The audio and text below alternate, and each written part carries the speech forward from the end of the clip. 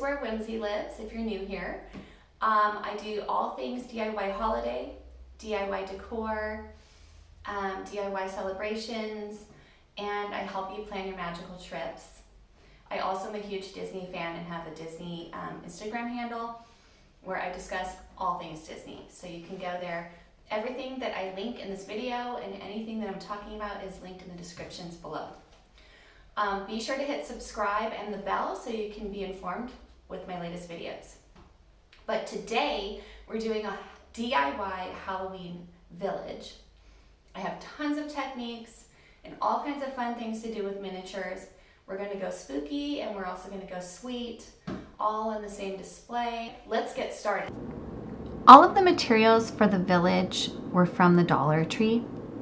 My favorite find was this skeleton garland. I found some chalk signs. I grabbed small paintbrushes, and this chalk writer was an absolute score with no smearing. The hay bale was perfect for my pumpkin patch. The bones are for my graveyard pile up. These tiny pumpkins are sweet for the patch.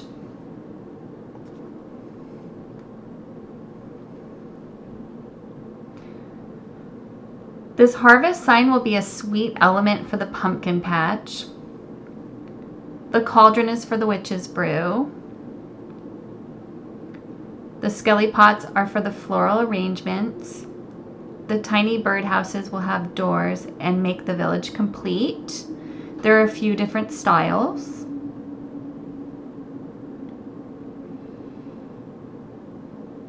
These bats and spiders will add spooky details. I bought a range of paints in traditional colors.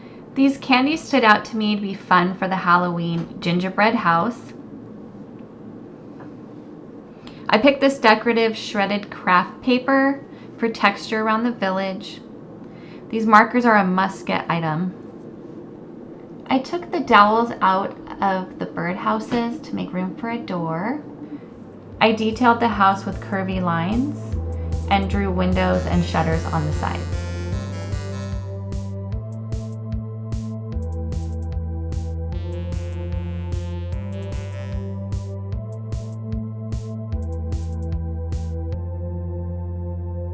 And I really just didn't obsess over it being perfect.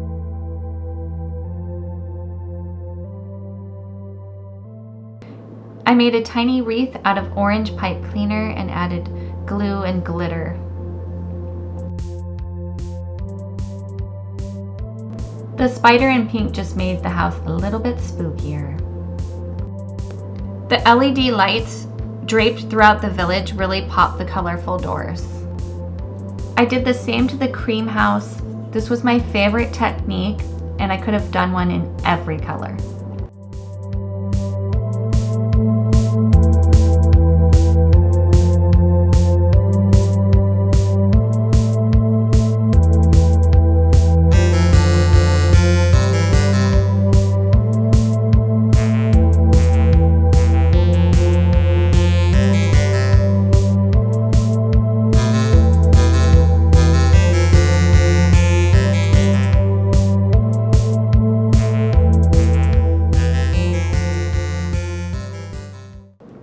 I added a Mickey-eared pumpkin on a glitter foam chimney, and I just glued it to the rooftop. I glued on paper flowers to make the Mickey ears in a couple different colors and smudged them with gold paint and a little bit of glitter. I always love a hidden Mickey.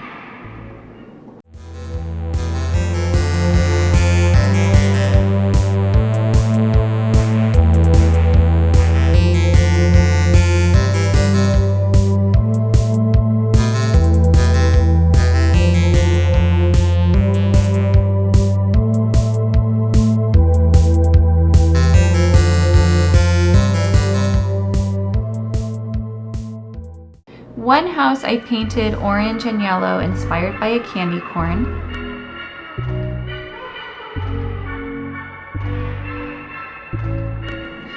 When adding glitter to the rooftop, I add it while the paint is wet.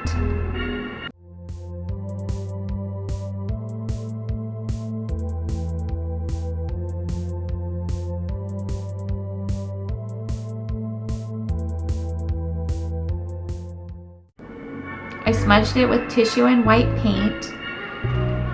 I let it dry, and then I followed a smudging with gold paint.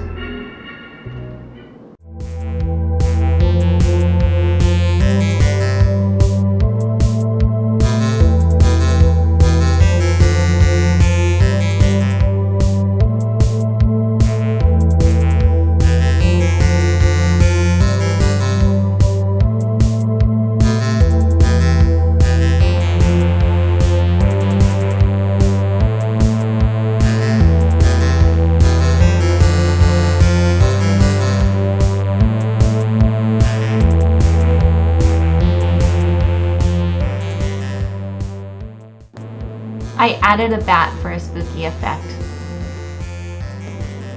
I bought fun candy for the gingerbread Halloween house.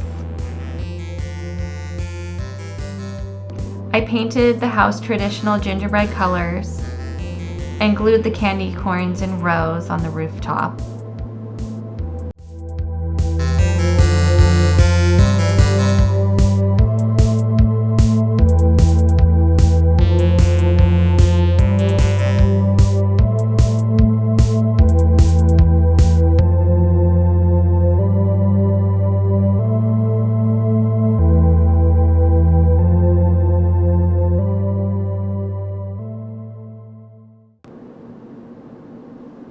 I glued the boogers to the front and put a spider in the center. I later covered the whole base of the house with pumpkins and little candies.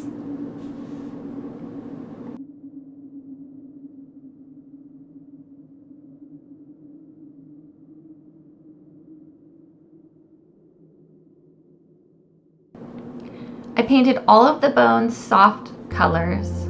I painted even the white ones white to look a little more like real bone and added a bit of glitter when it was wet.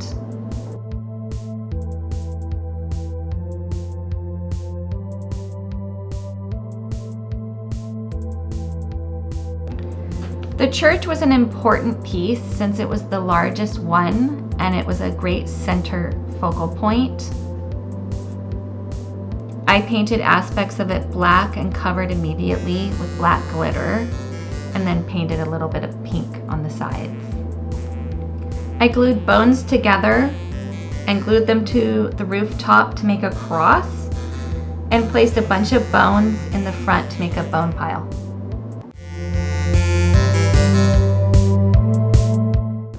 I cut tombstones out of cardboard and painted them gray, mixing most of my colors here today with white instead of buying other paints. I cut little rectangles for stands for the back and painted them gray. I used the chalk marker to write RIP on each tombstone.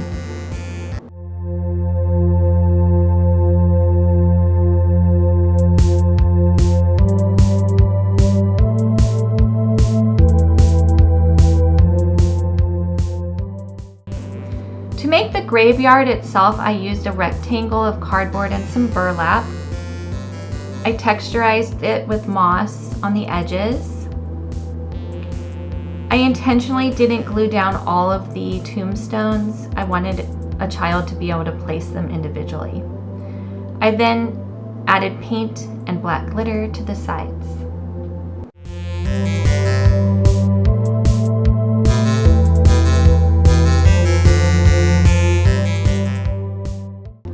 Every Halloween village needs some witch's brew. I painted the cauldron black so that I could get black glitter all over it for a little bit of shine.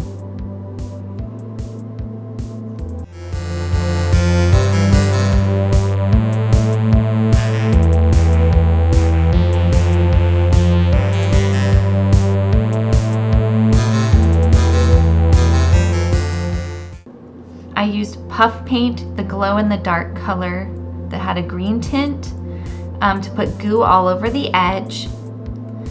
And for the final effect, I stuffed it with moss and texturized it just like I did with the graveyard. The Happy Harvest sign was really fun and added a nice defined area to the village. I painted the pumpkins with acrylic paint.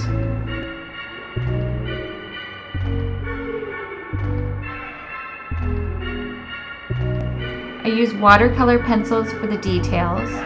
This made the coloring really neat.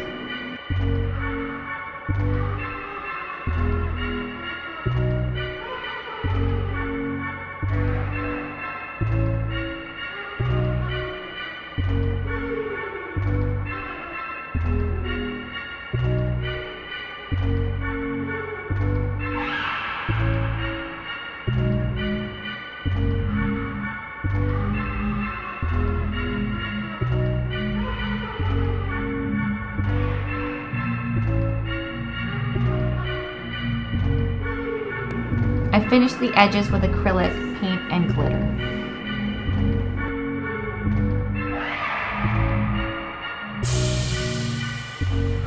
The sign was really sweet at the pumpkin patch. I wanted the pumpkins to be softer in color, so I added white to all of my colors. I painted the stems gold.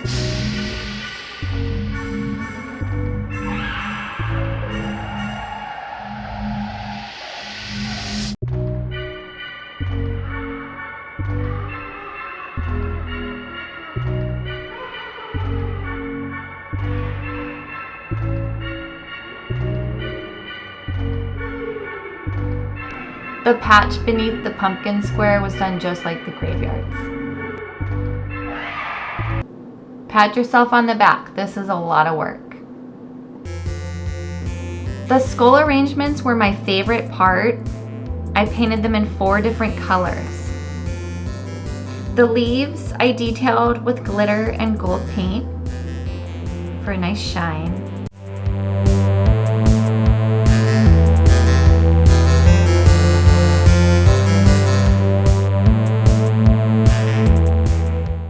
The eyes were painted gold and filled immediately with glitter, with gold glitter.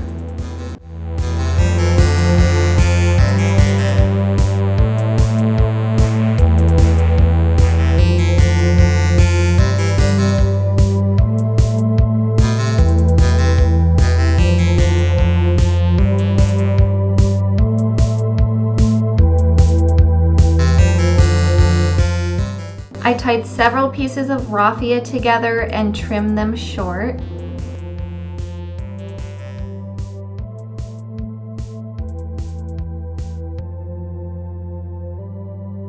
Each skull got 2 leaves, 2 feathers, raffia in the middle,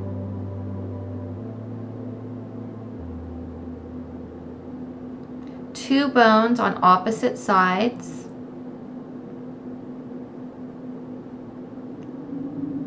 a centered spider,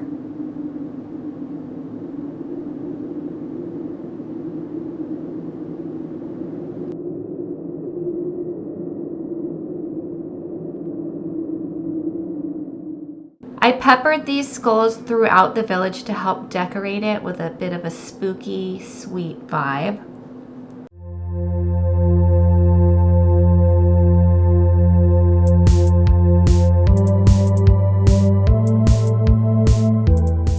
The garland was so fun. I seem to have a thing for skeletons in decor this year. I painted them 4 different colors, again softening the colors, and glittered their eyes.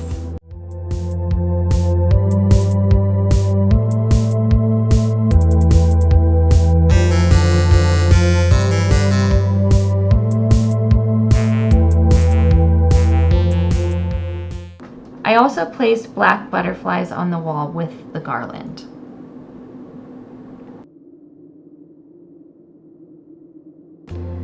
I hope you've enjoyed making this village with me. I've linked below all of the materials I used. Please be sure to subscribe if you are following along with me. Happy haunting!